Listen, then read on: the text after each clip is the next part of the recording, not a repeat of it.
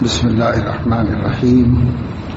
الحمد لله رب العالمين، والصلاة والسلام على أشرف الأنبياء وسادة الأتقياء وسيد المرسلين خاتم النبيين محمد وعلى آله وأهل بيته وصحبه أجمعين.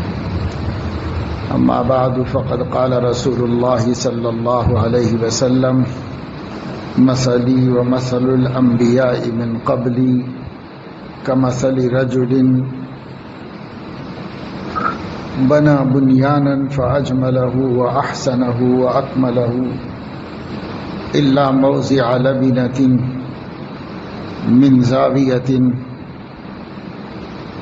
فيطوف الناس ويقولون لو وضعت هذه اللبنة قال وأنا اللبنة وأنا خاتم النبيين، أو كما قال علیہ الصلاۃ والسلام. نبی کریم صلی اللہ علیہ وسلم نے مختلف عقیدے اور بنیادی باتیں مختلف مثالوں کے ذریعے سے عام فہم انداز میں سمجھانے کی کوشش فرمائی ہے، تاکہ امت مسلمہ ایمان کی حقیقت کو اچھی طرح سمجھے اور کوئی ایسی غلطی نہ کرے جس سے اس کا دین خراب ہو اور ایمان متاثر ہو. اسلام کے بنیادی عقائد میں سے ایک نبوت کا عقیدہ ہے. 3 عقیدے نہایت اہمیت کے حامل ہیں. ایک عقیدہ توحید کا، توحید باری تعالیٰ کا عقیدہ. دوسرے نبوت و رسالت کا عقیدہ، اور تیسرے آخرت کا ما بعد الموت کی حقیقتوں کو تسلیم کرنے کی بات. یہ اسلام کے بنیادی ستون ہیں، عقائد اسلامی کے نہایت اہم ابواب ہیں. نبوت و رسالت کے عقیدے میں حضرت صلی اللہ تعالی علیہ وسلم کے خاتم النبیین ہونے کا عقیدہ بھی شامل ہے، اور وہ نبوت محمدی کو صحیح طور پر ماننے کے لوازمات میں شامل ہے. حضرت صلی اللہ علیہ وسلم کو نبی ماننا ایمان کے لیے کافی نہیں. آپ کو افضل الانبیاء ماننا بھی ضروری ہے، خاتم الانبیاء ماننا بھی ضروری ہے. پھر اگر کوئی حضور علیہ الصلاۃ والسلام کو خاتم الانبیاء مانتا ہے، خاتم النبیین مانتا ہے، آخر الانبیاء مانتا ہے، لیکن اس کی اپنی کوئی تشریح کرتا ہے، تو وہ بھی ایمان کے لیے کافی نہیں ہے بلکہ مضر ہے. ایسا آخری نبی جس کے بعد قیامت تک کسی نبی کا مبعوث نہ کیا جانا، اس صراحت کے ساتھ جو خاتم النبیین مانے تو اسی کا ماننا معتبر ہوتا ہے. وہی شخص مومن ہے جو حضور علیہ الصلاۃ والسلام کو نبی بھی مانے، اور ایسا نبی مانے جو سب سے آخر میں ہیں اور جن کے بعد کوئی نبی نہیں. خاتم النبیین ماننے کی ایک صورت یہ ہوتی ہے کہ آپ کو آخری مانے، لیکن آپ کے بعد نبوت کے امکان کو مانے، اس کو بھی تسلیم کرے. اسلام کہتا ہے کہ ایسا نہیں ہے. حضور علیہ الصلاۃ والسلام نے جس طرح کہا ہے اسی طرح ماننا ہوگا. آپ نے فرمایا انا خاتم النبیین لا نبی بعدی، میں آخری نبی ہوں ایسا جس کے بعد کوئی نبی نہیں. اس لیے لا نبی بعدی کی وضاحت صراحت ذہن میں ہونا ضروری ہے. لا نبی بعدہ، ان کے بعد کوئی نبی نہیں، ورنہ تو خود قادیانی لوگ بھی حضور علیہ السلام کو خاتم النبیین کہتے ہیں۔ پھر کوئی شخص کہہ سکتا ہے کہ بھائی جب وہ آخری نبی مانتے ہیں تو انہیں مومن کیوں نہیں مانا جائے؟ تو اس کا جواب یہی ہے کہ وہ حضور علیہ السلام کو خاتم النبیین اس طرح نہیں مانتے جس طرح صحابہ نے مانا تھا، جس طرح اہل السنت والجماعت مانتے ہیں، ایسے نہیں مانتے۔ مان کر آپ کو آخری کہہ کر بھی آپ کے بعد نبوت کے امکان کے راستے نکالتے ہیں اور کسی اور شخص کو بھی نبی مانتے ہیں۔ اس لیے انا خاتم النبیین پر حضور نے بات ختم نہیں کی، بلکہ لا نبی بعدی بھی فرما دیا، تاکہ بات پوری طرح سامنے رہے۔ ایسا آخری جس کے بعد کوئی نہیں، ایسا آخری، صرف آخری نہیں، ایسا آخری جس کے بعد کوئی نہیں۔ دنیا میں ایسے آخر ہوتے ہیں جن آخر کے بعد پھر ہم دوسرے دور میں کوئی اور بھی ہو سکتا ہے، کسی وجہ سے اس زمانے کا آخری، اس معاملے میں آخری، اس صفت کے اعتبار سے آخری، تب پھر امکانات باقی ہوتے ہیں۔ لیکن جب آپ ایسا آخری مانیں گے جس کے بعد پھر کسی کا امکان نہیں، تب جا کر عقیدہ ختم نبوت کا ثبوت ہوگا، نہیں تو مومن نہیں ہوگا، کافر کا کافر ہی رہے گا۔ پہلے سے مومن ہے تو اب کافر ہو جائے گا، مرتد ہو جائے گا، خارج اسلام ہو جائے گا۔ اگر امکان مان لیتا ہے آپ کے بعد بھی کسی نبی کا، کسی بھی قسم کے نبی کا، اس لیے جن جن لوگوں نے نبوت کا دعویٰ کیا وہ تعویلیں کرتے رہے، باتیں بناتے رہے۔ قرآن نے صاف طور پر اعلان کر دیا تھا، ما کان محمد ابا احد من رجالکم ولکن رسول اللہ وخاتم النبیین۔ محمد تم میں سے کسی مرد کے والد نہیں ہیں، مرد کے والد نہیں ہیں، رجال کہا ہے۔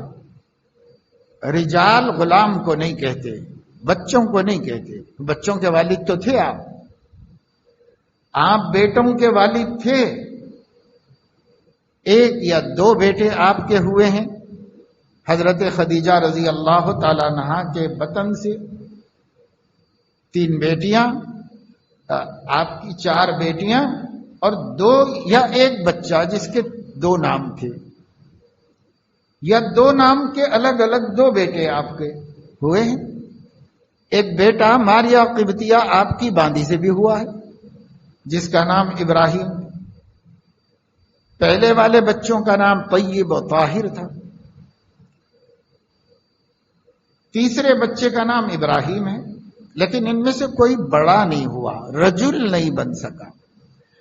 عربی میں بلوغ کے بعد رجل کہتے ہیں، اس سے پہلے رجل نہیں کہتے۔ بلوغ سے پہلے وہ غلام ہے، طفل ہے، بچہ ہے۔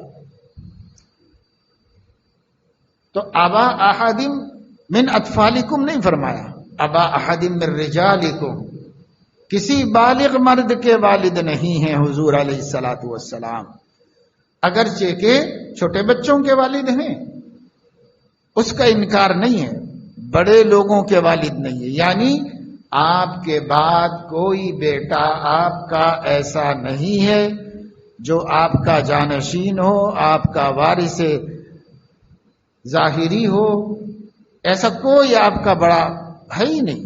بچے تھے، انتقال کر گئے، اب کوئی نہیں ہے۔ جیسے آپ کے بعد آپ کا نسبی وارث کوئی نہیں ہے، اسی طریقے سے آپ کے بعد آپ کے جگہ پر کوئی نبی بھی نہیں ہے۔ ما کان محمد ابا احد من رجالکم، محمد آپ لوگوں میں سے کسی بڑے مرد کے والد نہیں ہیں، بالغ مرد کے والد نہیں ہیں، ولیکن پھر کیا ہیں؟ تو رسول اللہ و خاتم النبی، اللہ کے رسول ہیں اور آخری نبی ہیں۔ جس طرح کوئی بیٹا نہیں جو آپ کا جانشین بنے، اسی طرح کوئی رجل نہیں جو آپ کا دین میں جانشین بن کر آپ کی جگہ پر نبوت کا حامل ہو جائے، آپ کے بعد نبوت کا حامل ہو جائے۔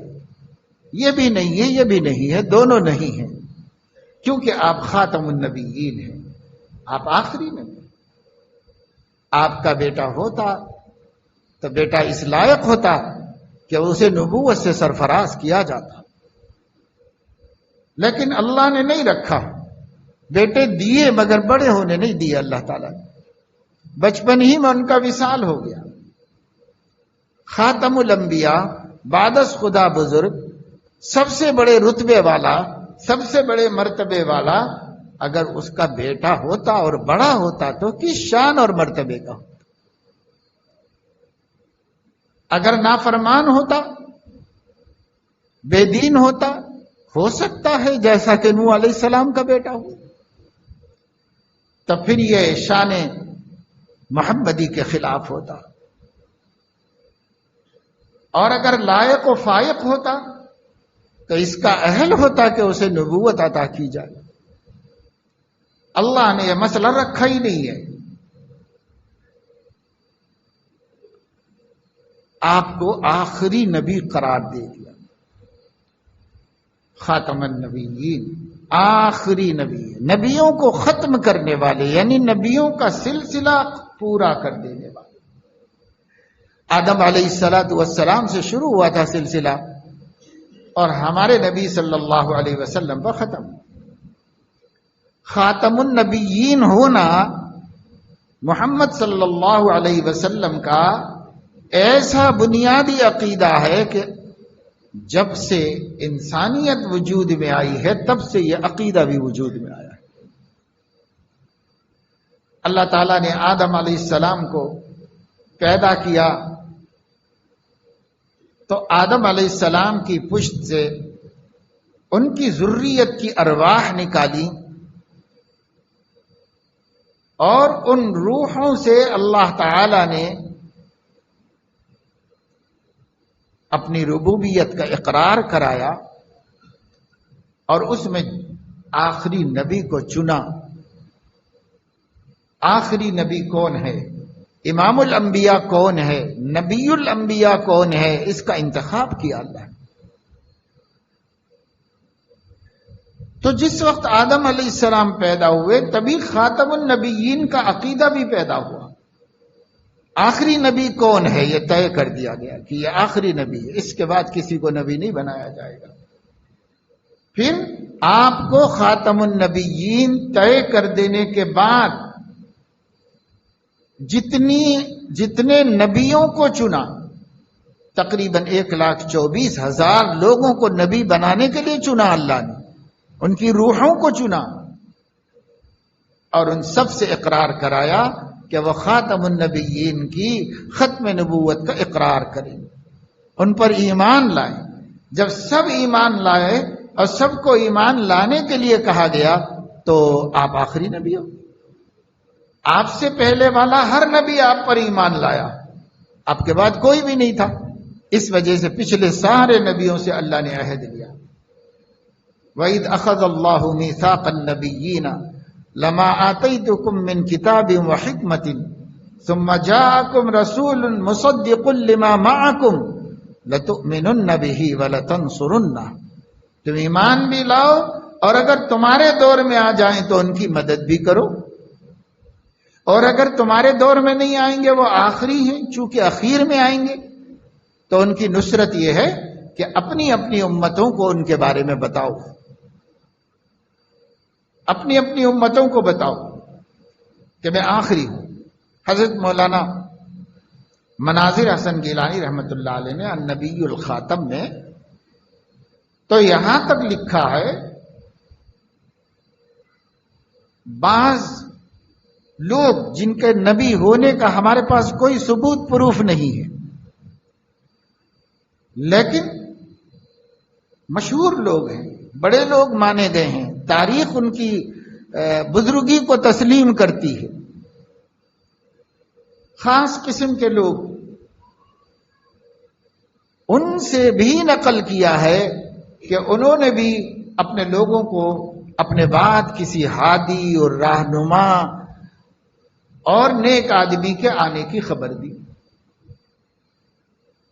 تاریخی حوالوں سے گوتم بدھ کے بارے میں لکھا، وہ چونکہ حضرت عیسیٰ علیہ السلام سے پہلے ایک بہت بڑی عالمی شخصیت گزری ہے جس کو بہت لوگوں نے فالو کیا ہے، عرب میں، عجم میں فالو کیا ہے، یورپ میں فالو کیا ہے، بہت پھیلنے والا مذہب ہے۔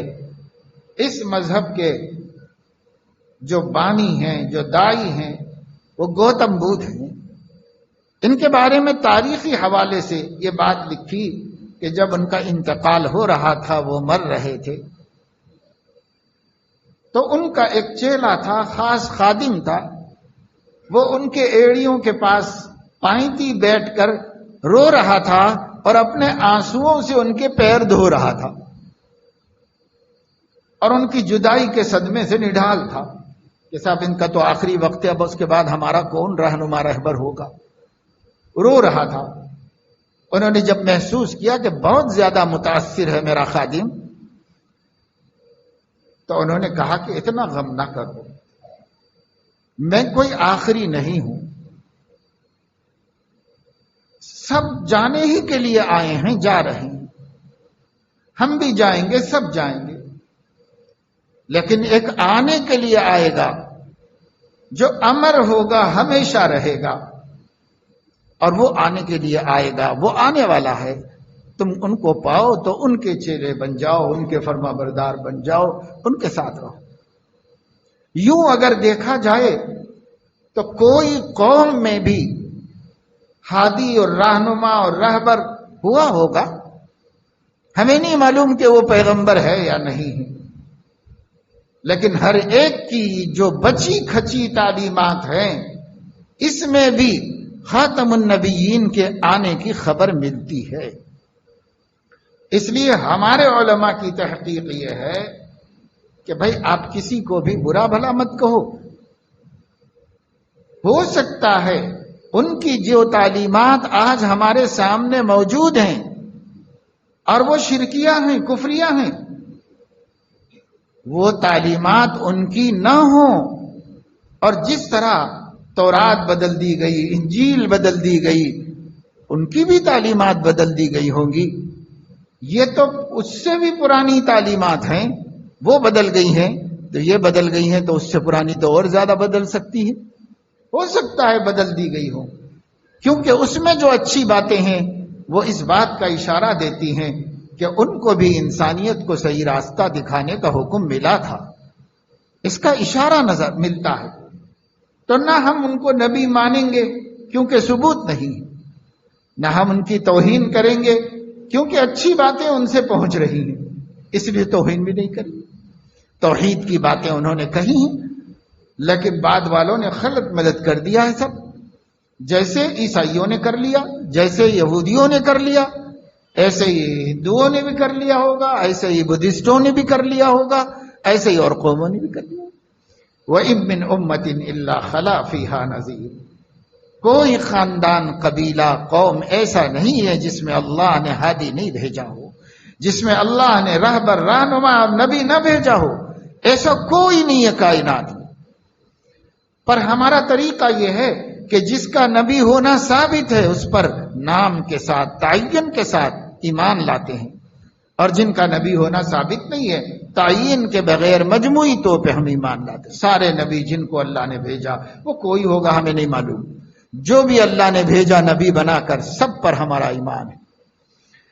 اور جن کا نبی ہونا ثابت ہے قرآن سے یا نبی پاک صلی اللہ علیہ وسلم کی خبر سے، ان کو متعین طور پر نبی مانتے ہیں اللہ رب العزت کا۔ مگر میں یہ بتا رہا ہوں کہ کسی بھی قوم کی بنیادی کتابوں کو پڑھیے، حتیٰ کہ ہندوؤں کی بنیادی کتابوں کو پڑھیے، تب بھی آپ کو پتا چلے گا کہ آخری نبی خاتم النبیین کی خبر موجود ہے۔ ہر جگہ موجود ہے. لوگوں نے تعویلات کر لی، بعد کے لوگوں نے بدل لیا، بدلنے کی کوششیں کی ہیں، اور وہ کوششیں صاف تحریف سمجھ میں آ رہی ہیں، بدلنا سمجھ میں آ رہا ہے، لیکن ضد، ہٹ دھرمی، قومی اور خاندانی تعصب کی وجہ سے وہ اس کو نہیں تسلیم کرتے کہ ہر شخص نے آنے والے کی خبر دی ہے، اخیر میں آنے والے کی خبر دی ہے. آج بھی تمام غیر مسلم پنڈتوں کو، ہر مذہب کے ماننے والے کو، ان کے عالموں کو یہ بات معلوم ہے کہ ان کے مذہب میں، ان کی کتابوں میں سیدنا محمد الرسول اللہ صلی اللہ علیہ وسلم کے تشریف لانے کی خبر موجود ہے، اور آپ کے آخری زمانے میں آخری نبی ہونے کی خبر موجود ہے. کہیں رہے موجود، کہیں نہ رہے، ہمیں اس سے کوئی مطلب نہیں. قرآن کہتا ہے کہ آپ آخری نبی ہیں، خود آپ فرما رہے ہیں کہ میں آخری نبی ہوں، اور آپ کے یہ دعوے ہم تک صحت سند کے ساتھ پہنچے. کوئی مذہب ایسا نہیں ہے جو اپنی کتاب کی سند بتا سکتا ہو سوائے اسلام کے کہ وہ اپنے پیشوا، رہنما اور اپنے نبی کی زبان سے نکلی ہوئی ایک ایک بات کی سند بتا سکتا ہے. یہ بات آپ نے کب کہی، کیوں کہی، کس پس منظر میں کہی، کیا بیک گراؤنڈ تھا، کیا کسی نے کچھ پوچھا تھا یا اپنی طرف سے بتایا تھا، اور پھر ان سے کس نے سنی، ان سے کس نے سنی، ان سے کس نے سنی، تاکہ ہم تک یہ بات پہنچی. اس لیے ہمارے پاس جو علم ہے اس سے معتبر دنیا میں کوئی علم نہیں. کیوں؟ اس واسطے کہ خبریں تو ہیں، خبروں کی کوئی سند نہیں. کس نے کہا، کب کہا، اس کی کوئی سند نہیں. ہمارے پاس خبریں ہیں، ہر خبر کی سند موجود ہے، اور اس معیار سے ہے کہ دنیا کی قوموں کے اسکالرز نے اس کو مانا ہے کہ مسلمانوں نے اپنے نبی کی باتیں جتنی محفوظ رکھی ہیں اور جتنے محفوظ طریقے بنائے ہیں، دنیا میں کسی کے پاس نہ یہ طریقہ ہے نہ یہ حفاظت ہے. ہر پیشوا کی بات عدل بدل ہو گئی ہے. مجال نہیں ہے کہ محمد الرسول اللہ صلی اللہ علیہ وسلم کی بات میں کسی علاقے کا، کسی زمانے کا کوئی فرد رد و بدل کر دے. گنجائش ہی نہیں ہے. ایسا نہیں ہے کہ نہیں کیا، لوگوں نے کیا، بہت کچھ کیا، لیکن کر نہیں پائے، ناکام ہو گئے. سچی بات محفوظ رہی، جھوٹی باتیں دیوار پہ مار دی گئی، ختم کر دی. سچی بات ہی محفوظ رہی. آج بھی گڑھنے کی کوشش کی جاتی ہے، کسوٹی موجود ہے، گڑھ نہیں سکیں گے، گڑھ نہیں سکے پہ.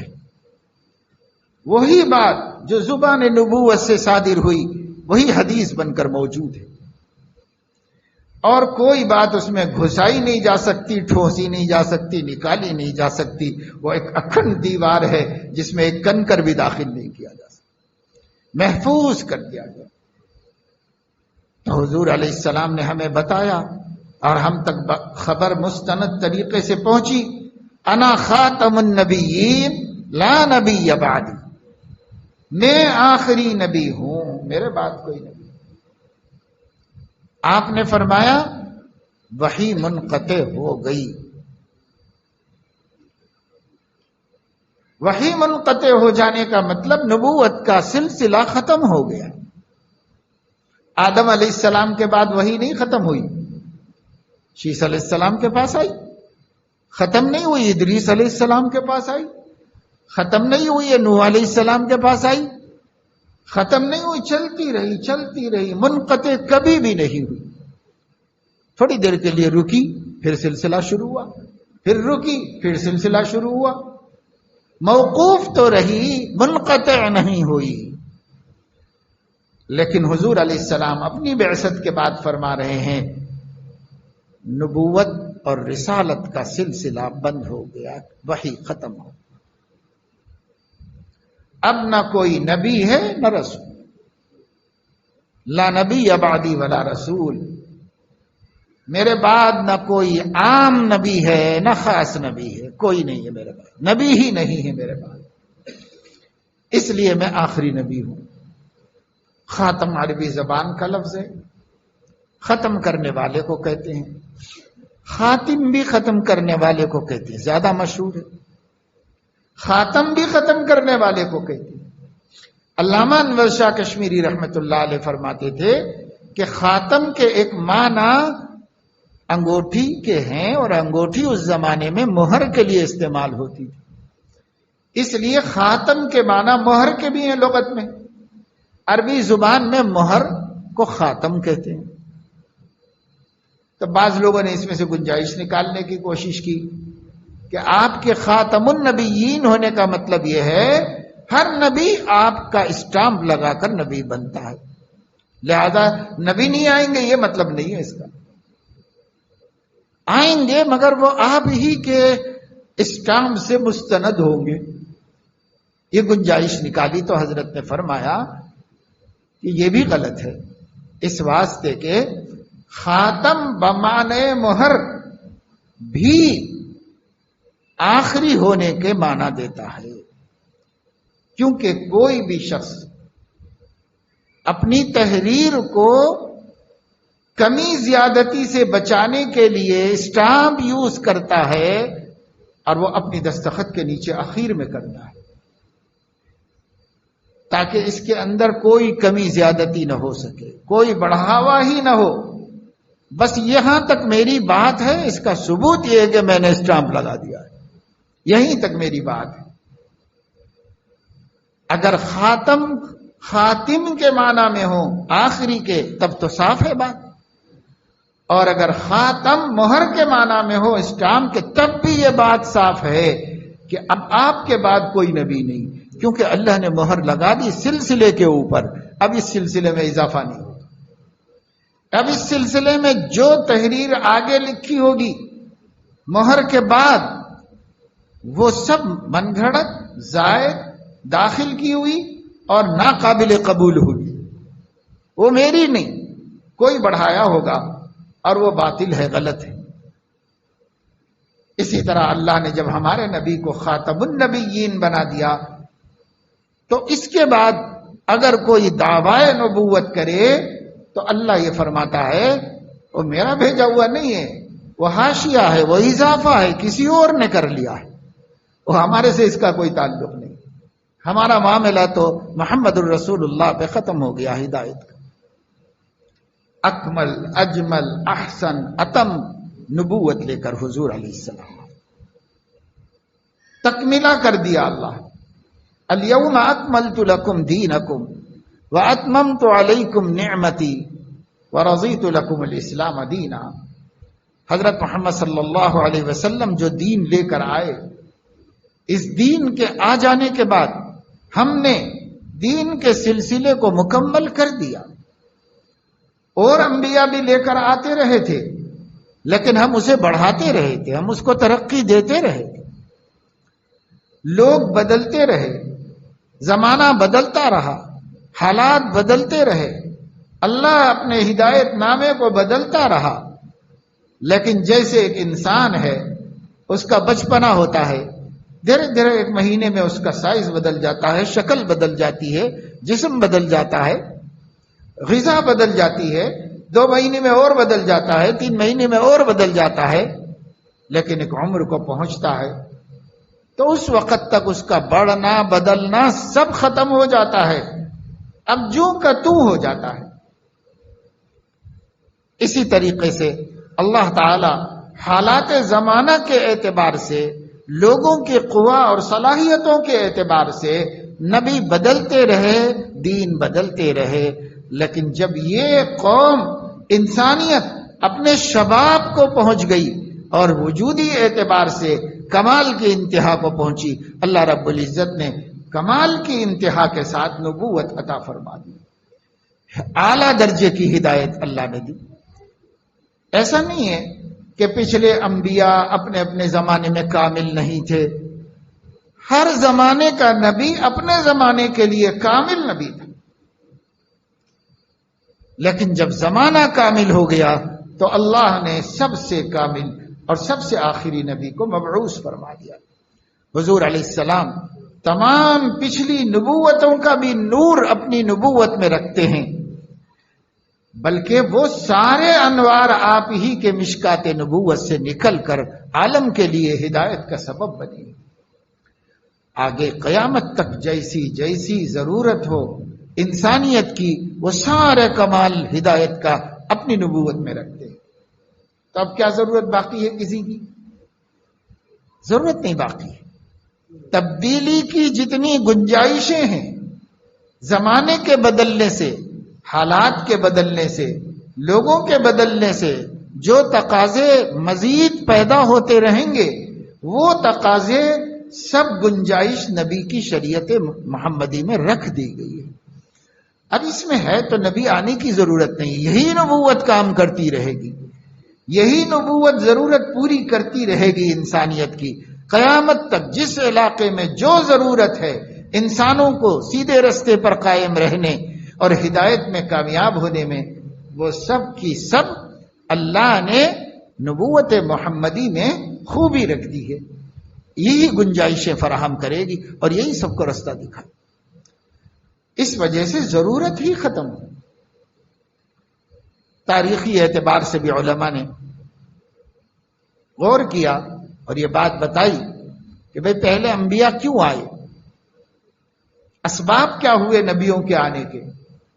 ان اسباب پر غور کرنے سے پتہ چلتا ہے کہ حضرت محمد صلی اللہ علیہ وسلم کے آنے کے بعد وہ سابقہ کوئی سبب باقی نہیں ہے۔ جب کوئی سبب باقی نہیں ہے تو نبی کے آنے کی ضرورت بھی باقی نہیں۔ کبھی نبی ہی نہیں آیا تھا تو اللہ نے اس قوم کے لیے نبی بھیجا تاکہ حجت پوری ہو جائے۔ کہیں نبی آئے تھے لیکن نبی کی تعلیمات کو بدل دیا گیا تو پھر نبی بھیجا جنہوں نے آ کر بتایا کہ بھائی ایسا نہیں ہے، یہ سب گڑبڑ ہٹاؤ، جو سچ ہے وہ اتنا ہی ہے بس۔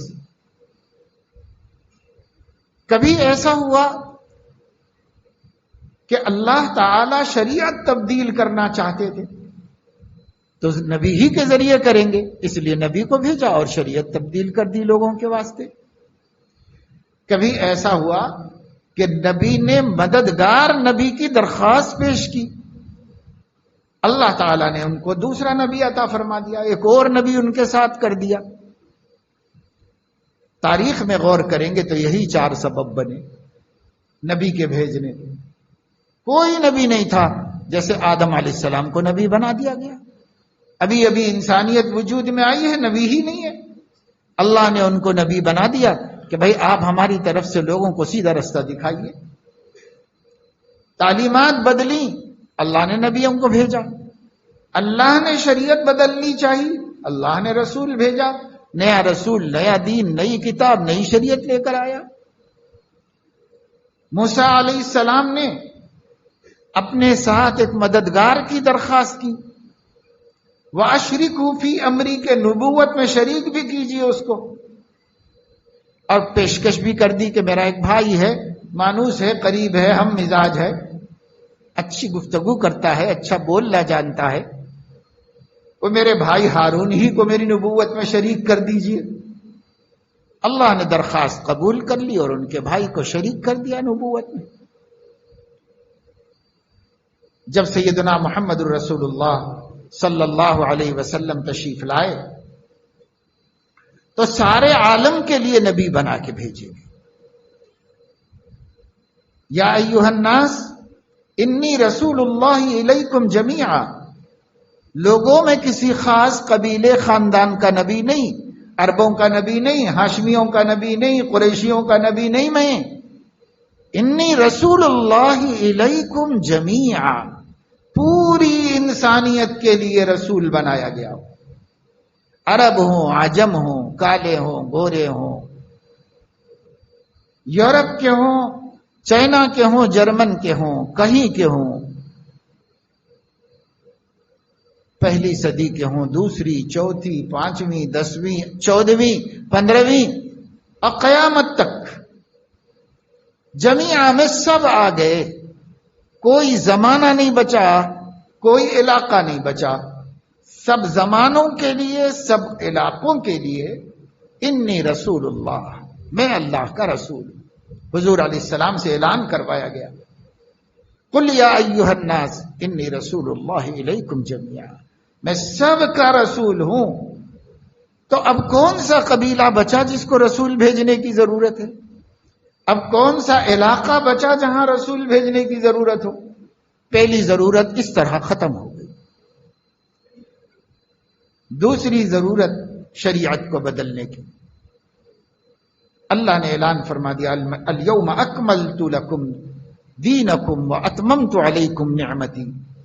جو میں ہدایت کا سلسلہ چلایا تھا آدم علیہ السلام سے، اسے محمد الرسول اللہ کی شریعت میں مکمل کر دیا، دین کامل ہو گیا۔ رضیت لکم الاسلام دینا، اب قیامت تک ہر علاقے، ہر زمانے والے سے اسلام کو دین بنانے پر راضی ہو جاؤں گا، اور دوسرا کوئی دین میں ایکسپٹ نہیں کروں گا، قبول نہیں کروں گا۔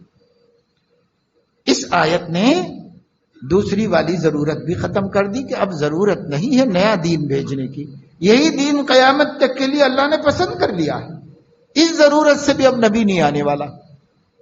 پہلی ضرورت بھی ختم، دوسری ضرورت بھی ختم آپ کے تشریف لانے پر، اور تیسری ضرورت یہ ہے لوگ رد و بدل کر دیتے نبی کے بعد اللہ کی تعلیمات کو، نبی کی ہدایات کو، اور اسی غلط کو صحیح سمجھنے لگتے۔ ضرورت ہوتی کہ نبی بھیجا جائے جو نیا دین تو نہ لائے، مگر اس دین کے جو چیزیں اس میں داخل کی گئی ہیں، تحریف تبدیل ہوئی ہے، اسے ختم کر کے لوگوں کو صحیح صحیح بات بتا دے۔ بھائی یہ سب من گھڑت ہے، تمہارے لوگوں نے اس میں بڑھایا ہے، یہ نہیں تھا پہلے، نبی نے یہ نہیں لایا تھا، بتا دے، اصلاح کر دے، صحیح بات بتا دے لوگوں کو۔ اس کے لیے بھی کبھی ضرورت پڑی ہے اور نبی بھیجے گئے ہیں۔ مگر حضور اکرم صلی اللہ علیہ وسلم تشریف لائے تو اللہ نے فرمایا انا نحن نزلنا الذکر وانا له لحافظون ان علینا جمعه وقرآنه فاذا قرأناه فاتبع قرآنه ثم ان علینا بیانه۔ اللہ نے فرمایا کہ یہ جو قرآن ہے یہ اب میں اپنے بندوں کے ذمے نہیں رکھ رہا ہوں حفاظت، کیونکہ ماضی میں انہوں نے رد و بدل کیا ہے، اور یہ امت تو پورا ہی بدل کے رکھ دے گی، اس لیے میں کسی کے ذمے نہیں کروں گا، میں نے نازل کیا ہے، حفاظت میں خود کروں گا اس کی، اور نہ صرف قرآن کی حفاظت کروں گا بلکہ بیان قرآن کی بھی حفاظت کروں گا۔ یعنی اس قرآن کو سمجھانے کے لیے میرے حبیب نبی نے جو جو باتیں بیان فرمائی ہیں میں ان کی بھی حفاظت کروں گا اور قرآن کی بھی کروں گا، تاکہ قیامت تک نہ قرآن بدلے نہ معانی قرآن بدلے۔ اور قرآن کے الفاظ کی تبدیلی تو ناممکنات میں سے کر دی اللہ نے۔ ہاں لوگ کوشش کرتے رہے ہر زمانے میں کہ قرآن کے بیان اور اس کے معنی بدلنے کی کوشش کریں، مگر کوششیں ہر دور میں ہوتی رہیں، ناکام ہوتی رہیں۔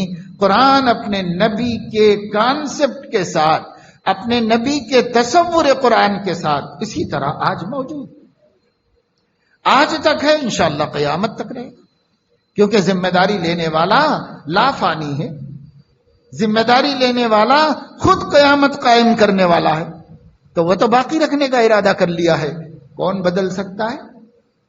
خدا جس کو رکھے اسے کون چکھے؟ پھونکوں سے یہ چراغ بجھایا نہیں جائے گا، چاہے قرآن کے اور بیان قرآن کے محفوظ ہونے سے کسی کو کتنی بھی تکلیف ہو۔ لِيُظْهِرَهُ عَلَى الدِّينِ كُلِّهِ وَلَوْ كَرِهَ الْمُشْرِكُونَ، مشرکوں کو، کافروں کو، منافقوں کو، یہودیوں کو، عیسائیوں کو اور دنیا کی کسی بھی قوم کو اسلام کے ہر دور میں، ہر علاقے میں سرسبز و شاداب اور ہرے بھرے اور پربہار رہنے سے کتنی بھی تکلیف کیوں نہ ہو، میں اپنے آخری نبی کے آخری دین کو ہمیشہ تر و تازہ رکھوں گا، سرسبز و شاداب رکھوں گا، اسے کوئی بجھا نہیں سکتا، اسے کوئی مرجھا نہیں سکتا۔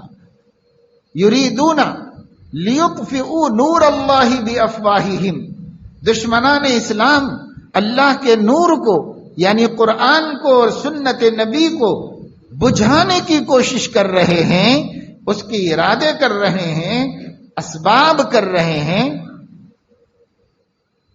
اور واللہ متم نورہ ولو کرہ الکافرون، اللہ اپنے نور کو پورا کرنے کا ارادہ کیا ہوا ہے، کافروں کو بھلا لگے برا لگے۔ حضور اکرم صلی اللہ علیہ وسلم نے فرمایا کہ حالات عدل بدل ہوتے رہیں گے، زمانہ بل کھاتے رہے گا، چینجز آتے رہیں گے، لیکن ایک وقت قیامت سے پہلے ایسا بھی آ جائے گا کہ میری دعوت اور میرا کلمہ اللہ تعالی ہر کچے پکے گھر میں داخل کرے گا، عزت والوں کو عزت کے ساتھ، ذلت والوں کو ذلت کے ساتھ۔ یعنی کلمہ لا الہ الا اللہ جو خوشی سے قبول کرے گا عزت کے ساتھ اس کے گھر میں آ جائے گا، اور جو خوشی سے قبول نہیں کرے گا زبردستی اس کے گھر میں اسلام داخل ہوگا اور ایمان داخل، کلمہ داخل ہوگا۔ بعز عزیز وبذل ذلیل وبذل ذلیل وبعز عزیز، ہر کچے پکے مکان میں کوئی گھر نہیں چھوٹے گا، کلمے کی توحید کا نور داخل ہوگا۔ یہ تو ہو کے رہے گا جو اللہ نے فرمایا، وہ جو اللہ نے وقت مقرر کیا ہے تب ہو جائے گا ایسا، لیکن اس سے پہلے زمانہ حالات بدلتا رہے گا، انگڑائیاں لیتا رہے گا، تبدیلیاں آتی رہیں گی، اسلام یہاں سے وہاں وہاں سے وہاں جاتا رہے گا۔ کبھی اس قوم کی پناہ میں اللہ اس کو سرسبز و شاداب رکھیں گے، کبھی اس قوم کی، کبھی اس علاقے میں کبھی اس علاقے میں، ختم کہیں نہیں ہوگا، ہر جگہ تابندہ رہے گا، زندہ رہے گا۔ کیوں؟ خاتم النبیین کی نبوت ہے، اس نبوت کو نہ زوال ہے، نہ اضمحلال ہے، نہ ضعف ہے، نہ کمزوری ہے، کچھ نہیں ہے، ہمیشہ پرشباب ہے، یہ جوان دین جوان ہے، جوان رہے گا، کبھی اس کو زوال نہیں۔ خاتم النبیین کا دین ہے، اللہ نے ان کے ذریعے بھیجا ہے۔ تو تیسری ضرورت تھی دین کی تبدیلی کی وجہ سے نبی بھیج کر دین کو اصل پر لانا، اس کی ضرورت نہیں ہے، اللہ نے اپنی ذمہ داری میں لے لیا ہے۔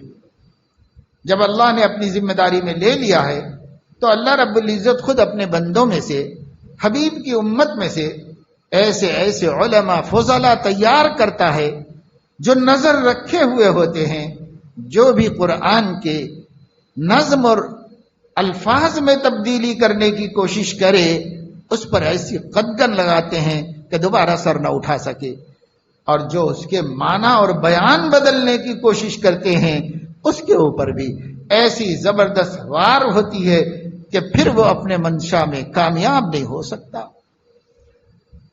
آج بھی کوششیں ہیں، انٹرنیٹ پہ چل رہی ہے، نظم قرآن کو بدلنے کی بھی، معنی قرآن کو بھی بدلنے کی۔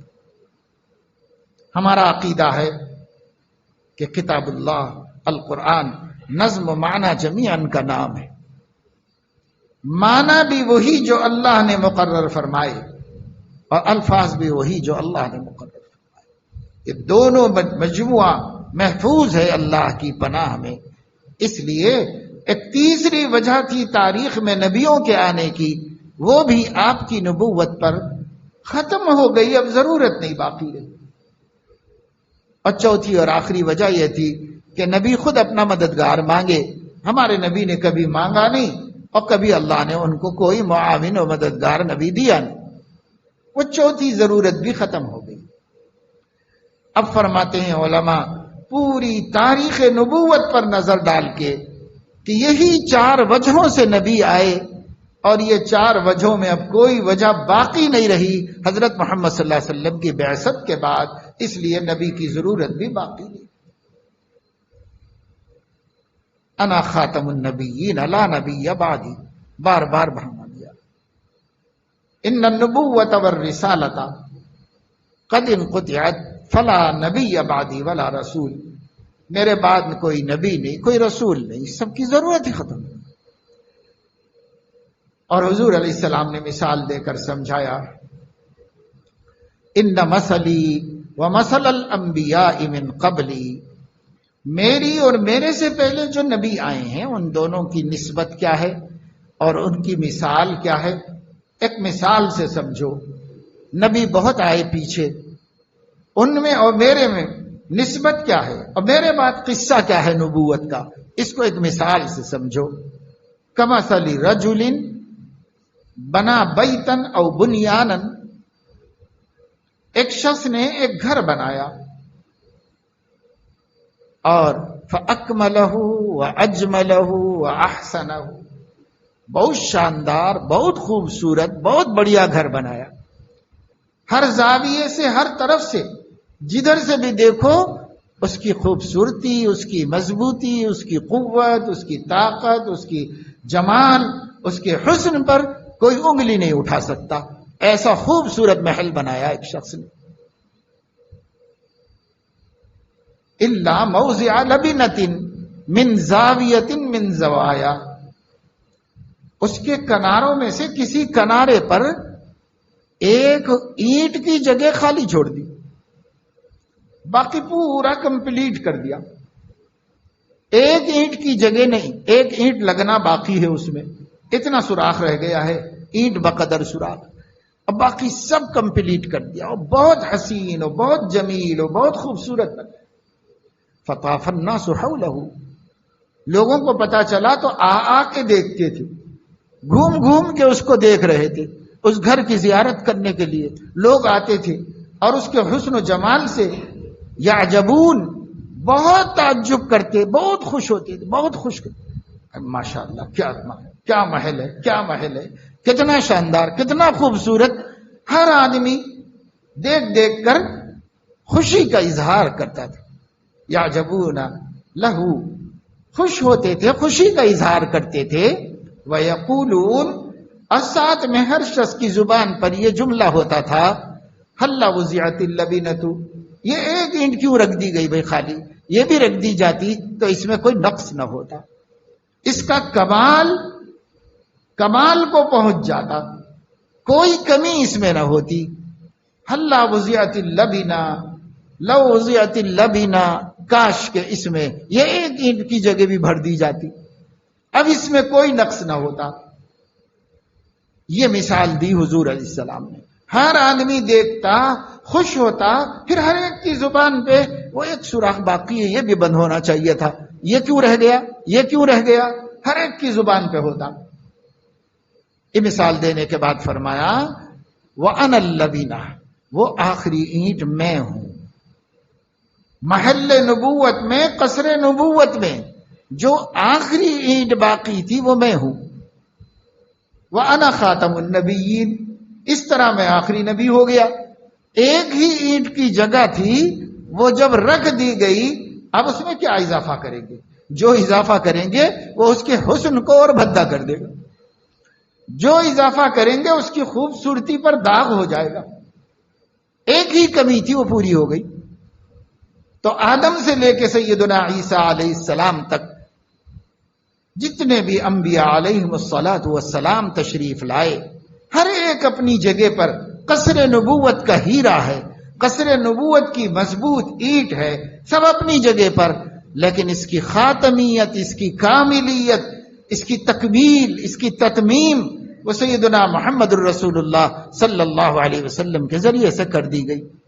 اب آپ اس کے اندر اینٹ تو اینٹ، کوئی روڑا بھی گھسڑنے کی کوشش کرو گے تو وہ داغ ہو جائے گا، عیب ہو جائے گا، اس کو بجائے اس کے حسن کو بڑھانے کے اور گھٹا دے گا۔ یہ مثال دے کر حضور علیہ السلام نے فرما دیا کہ بھائی لوگوں اب میرے بعد اس کو تلاش مت کرو، بس میں ہوں، میں ہی رہوں گا قیامت تک۔ میری ہی نبوت رہے گی، میری ہی دعوت رہے گی، میرا ہی نام رہے گا۔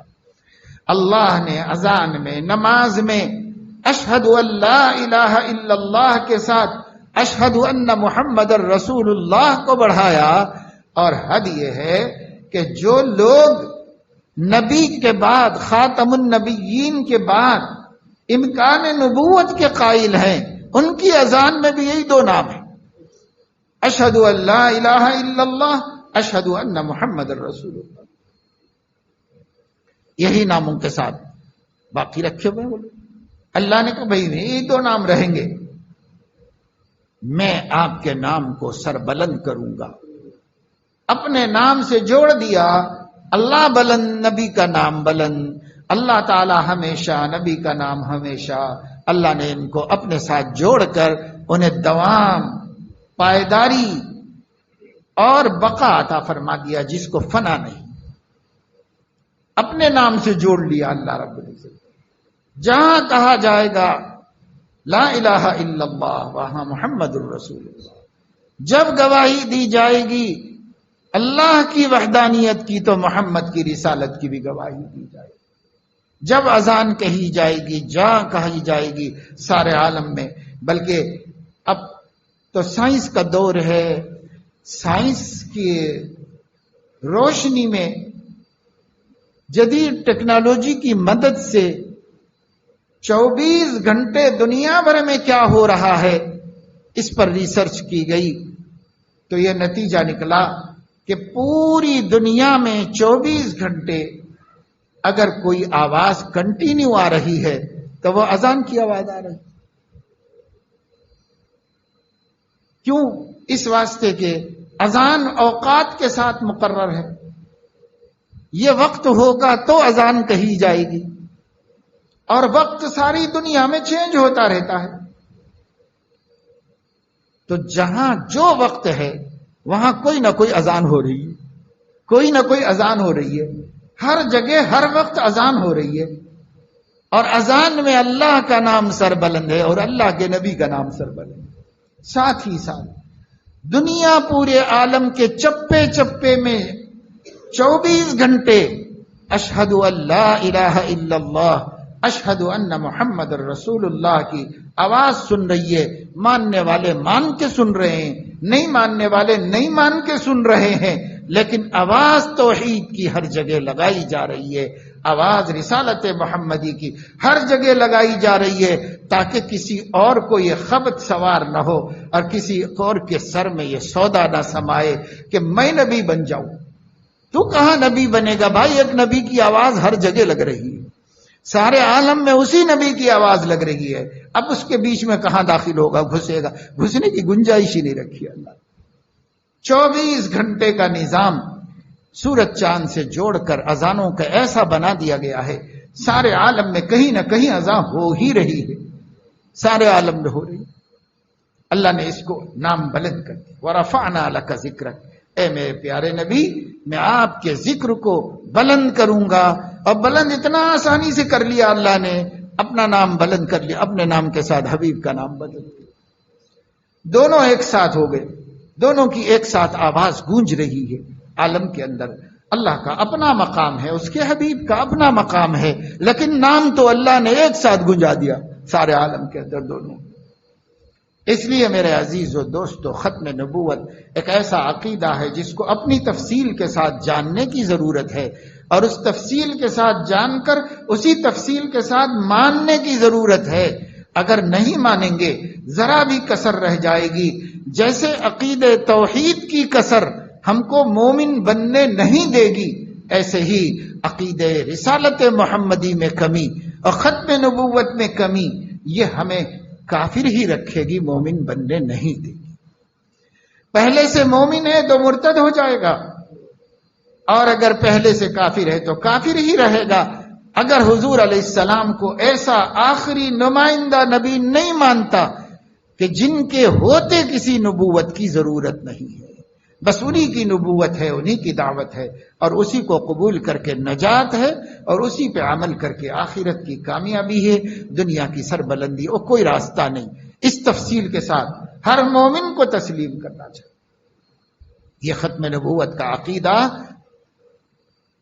آپ سمجھیے، دوسروں کو سمجھائیے، سنیے، سنائیے، خود مانیے، بیوی بچوں سے منوائیے، اس کو چلائیے، اس کو عام کیجیے۔ مجلس تحفظ ختم نبوت پورے عالم میں کام کر رہی،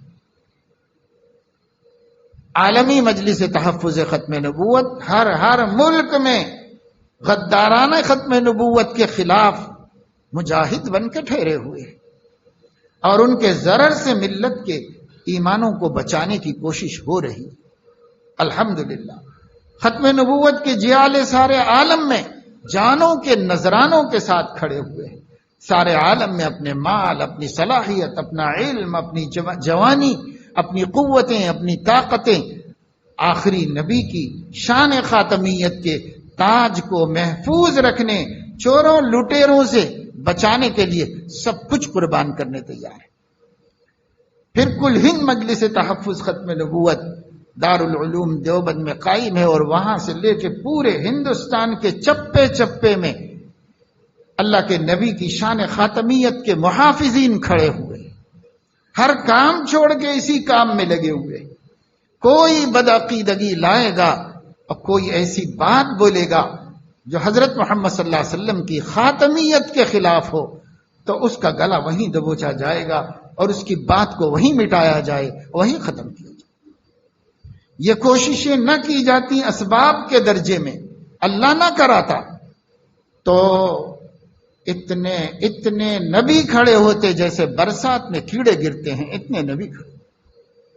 ہر باغی، ہر جاہل گنوار کے دل میں نبی بننے کا شوق سمایا ہوا ہے، جس کو دیکھو نبی بننے کے لیے بےتاب، لیکن مجبور ہے کہ صاحب چلے گی نہیں گاڑی۔ اور کچھ سرکشوں کو مال کے غرور نے، حکومتوں کی پشت پناہی نے کھڑا ہی کر دیا، اور وہ بے حیائی کی انتہا کو پہنچ کر خاتم النبیین کے بعد بھی اپنی نبوت کی جھوٹی باتیں کہتے رہے۔ ان بے شرموں کو، بے حیاؤں کو، کذابوں کو، دجالوں کو اللہ نے دنیا میں بھی رسوا کیا، اور آخرت میں بھی وہ رسوا ہوں گے ہی، اور ان کا تعاقب برابر اللہ کے نبی کے عاشق، اللہ کے نبی کے سچے غلام مسلسل کر۔ پورے ربیع الاول کے مہینے میں ہر عنوان سے جلسے ہوتے رہے، پورے ملک میں ہوتے رہے، بیانات ہوتے رہے، جلسے ہوتے رہے۔ ہونا چاہیے، نبی کی یاد کا ایک موقع ہے، اسی مہینے میں تو نہیں لیکن اس مہینے میں بھی ہونا چاہیے، پورے سال بھی ہونا چاہیے، اس مہینے میں بھی لوگ خاص طور سے کرتے ہیں۔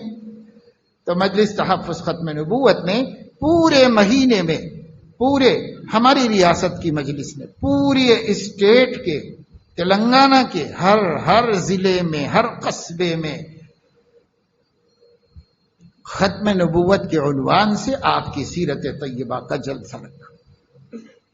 گاؤں چپے چپے، قصبے قصبے کے اندر الحمدللہ رکھا، شہر کے مختلف زونز میں، مختلف علاقوں میں ہوتا رہا۔ پھر مجلس نے یہ چاہا کہ یہ آخری ربیع الاول کا آخری جمعہ، اس جمعے میں خاص طور سے ہر خطیب، ہر عالم عقیدہ ختم نبوت کی وضاحت کرے، کی صراحت کرے، کیونکہ علم نہیں ہونے سے لوگ مبتلا ہوتے ہیں، علم نہیں ہونے سے لوگ گمراہیوں میں پڑ جاتے ہیں۔ بڑے بڑے قابل لوگ حیدرآباد میں ہم ایسے جانتے ہیں جو اچھے خاندانوں سے تعلق رکھتے ہیں، اچھی صلاحیت ہے، پڑھے لکھے ہیں، ذہین ہیں، سمجھدار ہیں، لیکن مرتد ہو گئے۔ بیٹیاں ان کی مرتد ہو گئی، بچے مرتد ہو گئے۔ حیدرآباد شہر کے اندر اچھے لائرز میں، ڈاکٹرز میں، انجینئرز میں باپ داداؤں سے سچے پکے مسلمان چلے آ رہے، لیکن اب وہ اسلام کے خلاف کھڑے ہوئے، اب وہ حضور علیہ السلام کی خاتمیت کی شان کا مقابلہ کرنے کھڑے ہوئے۔ اللہ بچائے کوئی زام میں مبتلا نہ ہو، کوئی یہ نہ سمجھے کہ میرے جیسا آدمی نہیں گمراہ ہوگا۔ لا حول ولا قوت الا باللہ۔ اللہ کی امان میں رہو، اللہ کی پناہ میں رہو، اللہ سے دعا کرتے رہو، سراپا احتیاج رہو۔ مولا تو نہیں بچائے گا ایمان تو سلامت نہیں رہ سکتا، قبر تک میرے ایمان کو سلامت رکھ۔ آخری سانس میں ایمان کی سلامتی کے ساتھ لوں، اس وقت تک محتاج ہیں، ایک لمحہ بھی نہیں۔ وہ آخری سانس جو اکھڑ جائے وہ ایمان پر، تب تو بچے، ورنہ بچنے کا کوئی راستہ نہیں۔ اس لیے ڈرتے رہنے کی ضرورت ہے، کوشش کریں، محنت کریں، علم حاصل کریں، اپنے جہل کو دور کریں۔ علم روشنی ہے، روشنی کو پانے کے لیے فکر مند ہوں۔ جیسے دنیا کی روشنی حاصل کر رہے، دین کی، ایمان کی روشنی بھی حاصل کرو، اور وہ کتاب و سنت کے بغیر نہیں مل سکتی، اور کتاب و سنت کی فہم علماء کے بغیر نہیں مل سکتی۔ اس لیے خود مختار مت بنو۔ کتنے لوگ سیلف اسٹڈی میں سیدھے رستے سے وہ غلط رستے پہ چلے گئے۔ علم شخصی نہیں ہوتا، شخصی مطالعے سے ہدایت بھی ہو سکتی، گمراہی بھی ہو سکتی۔ یضل به کثیرا ویہدی به کثیرا وما یضل به الا الفاسقین، قرآن کا اعلان ہے۔ اس لیے کوئی آپ کا استاذ ہونا چاہیے جو سند کے ساتھ صحابہ سے اب تک وہی بات جو چلی آ رہی ہے وہ بتانے والا موجود ہونا چاہیے، ورنہ ہر شخص کے اپنے دماغ کی اپج اس کو غلط راستے پہ ڈال دے گی، اور اسے تھوڑا گمراہ کر سکتی، زیادہ کر سکتی، اور زیادہ، اور اسلام کے باہر بھی کر دے سکتی۔ ہو رہے ہیں لوگ اس وقت۔ حیدرآباد تو دلدل بنا ہوا ہے، طرح طرح کے فتنوں کا، طرح طرح کے دعات ضلالت کا، گمراہی کے دائی حیدرآباد کے ایسے محلوں میں، جن محلوں میں یا تو زیادہ تعلیم یافتہ اور پیسے والے لوگ رہتے ہیں، وہاں خاموش کام چل رہا ہے، اور سلم ایریاز میں جہاں غریب اور محتاج جاہل لوگ رہتے ہیں وہاں کام چل رہا ہے۔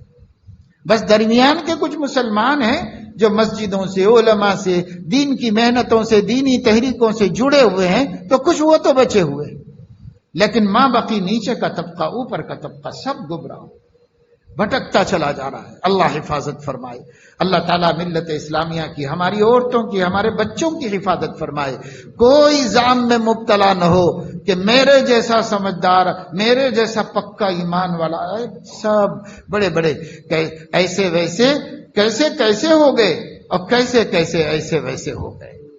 دنیا تاریخ ہمارے سامنے ہے، آنکھوں کے سامنے۔ اللہ سے ڈرتے رہے، بات اس کی کوشش کریں، اور ساتھ ہی ساتھ ختم نبوت کی عقیدے کے تحفظ ہی میں مسجد اقصی کا تحفظ بھی ہماری ذمہ داری میں، ہمارے آخری نبی کا قبلہ ہونے کی وجہ سے، اور تمام انبیاء کا، پچھلے نبیوں کا، بنی اسرائیل کے قبلہ ہونے کی وجہ سے ہمارا بھی 16 مہینے تک حضور علیہ الصلاۃ والسلام نے مسجد اقصی کی طرف، بیت المقدس کی طرف نماز پڑھی ہے۔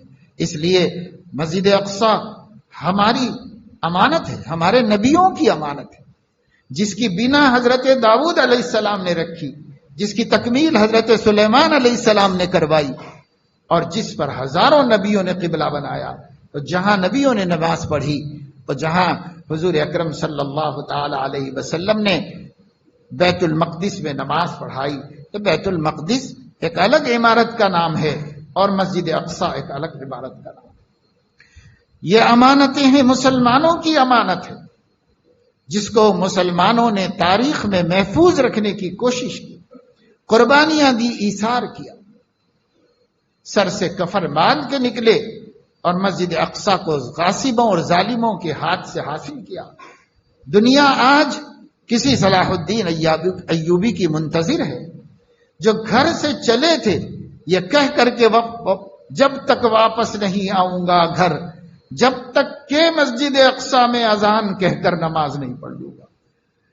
تب وہ عیسائی قوتوں کے ہاتھ میں تھے، عیسائیوں نے ہر جتن کیا، جوان جوان بچیوں کو بڑے بڑے اجر و ثواب بتا کر ایوبی کی فوجیوں میں بھیجے، ایوبی کے فوج کے جوانوں کو ورغلانے، شہوت میں مبتلا کرنے، حسن سے مرعوب کرنے، گندے راستے پر ڈالنے کے واسطے اپنی دوشیزاؤں کو، اپنی کنواری بیٹیوں کو قربان کیا۔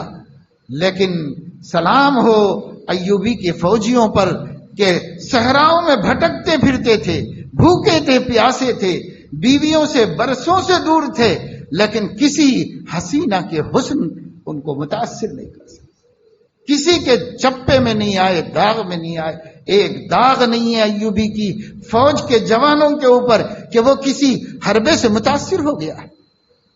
وہ کیسے بچا سکیں گے جو صبح و شام لڑکیوں کے پیچھے پڑے ہوئے ہیں؟ وہ کیسے بچا سکیں گے؟ یہ وہ لوگ تھے جن کے اندر گھس کر انہیں ورغلانا چاہا. انہوں نے اس امانت کی حفاظت کی، بادشاہ کو پہنچا دیا، ہاتھ تک نہیں لگایا، نظر اٹھا کے تک نہیں دیکھا. یہی لوگ تھے جنہوں نے مسجد اقصی کو فتح کیا، اذان کہی، نماز پڑھی، پھر ایوبی اپنے گھر میں تشریف لے گئے. میرے دوستو عزیزو، کچھ نہیں کر سکتے تو رو اللہ کے سامنے، کچھ نہیں کر سکتے تو رو. ایک مٹھی بھر جماعت ہے جس نے زندگی کے ہر عیش کو قربان کر دیا ہے، جس کے معصوم بچے اور ہر عیش کو قربان کر دیا ہے، جن کی زبانوں کے اوپر جب ان کی زبان بولنے لگتی ہے تو الاقصی کے علاوہ کچھ بھی نہیں، اسی کے لیے جی رہے ہیں، اسی پر جان دے رہے ہیں. اللہ ان کی حمایت فرمائے، ان کی حفاظت فرمائے. کیا یہ دہشت گردی ہے کہ ایک آدمی کا گھر چھین کر دوسرے لوگ گھس گئے ہوں اور وہ یہ لڑ رہا ہو کہ بھئی میرے گھر میں سے نکلو، میرے گھر میں سے نکلو؟